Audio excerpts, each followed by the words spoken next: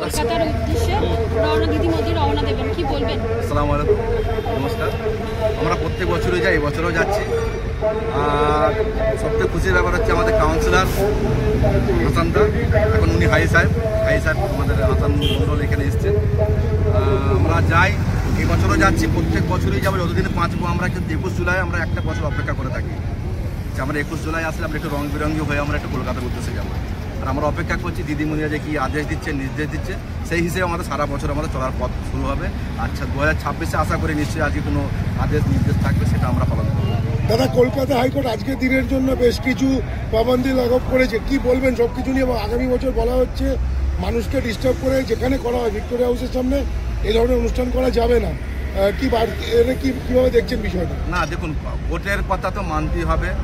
আদালতের মানে আমাদের যে হাইকোর্ট মানে যে কোর্ট আছে আমাদের ওপরে, সবার ওপরে আছে, ওনাদের কথায় মাথায় রেখে কিন্তু আমরা যেভাবে নির্দেশ দিয়েছি আমাদের তৃণমূলের কর্মীরা অনেক শান্ত শিষ্টভাবে দেখবেন, ওইভাবেই আমরা কিন্তু পালন করবো। আমরা কোনো আইন ভঙ্গ করবো না। আমরা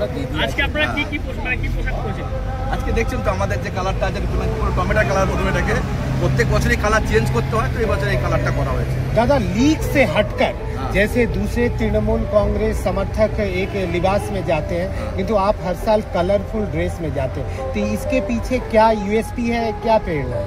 देखिए, हम लोग का जो टोल का जो है, हम लोग का जो टोल का जो 2015-16 से हम लोग ब्लड डोनेशन कैंप शुरू किए थे हम लोग। तो उस टाइम से हम लोग एक बार दिमाग में हम लोग कहा था कि हम लोग को कुछ अलग करना चाहिए, तो वही सोच के हम लोग अलग कुछ किए। আজকে কতজন যাচ্ছে? আজকে দেখছি আমাদের 50 জন আছি আজকে আমরা, কেন আমাদের ডিউটিও দেখতে হচ্ছে, ডিউটি বজায় দেখি আমরা, কিন্তু কেউ অন ডিউটিতে কেউ নাই, কিন্তু কেউ নাইট ডিউটি করেছে, কারো বৈকালে আছে, কেউ কারো ছুটি আছে, সেরকম বুঝে কিন্তু আমরা যাচ্ছি।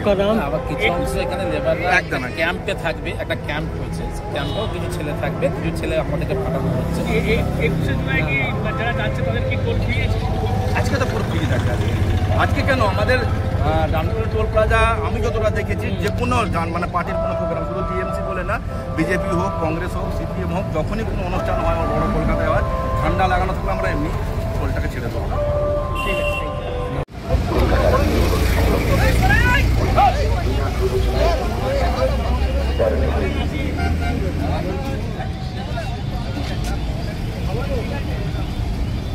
দাঁড়াও, স্টিল মারছে, স্টিল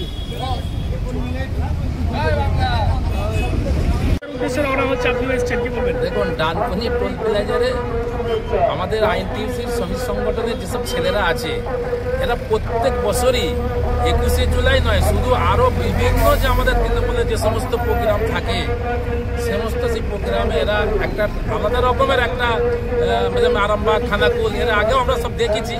সমস্ত জায়গায় যেসব আমাদের তৃণমূলের যে প্রোগ্রাম হয়, সেই প্রোগ্রামে দেখেছি আমরা ডানকুনি টোল প্লাজায় ছেলেদের একটা আলাদা ঐতিহ্য।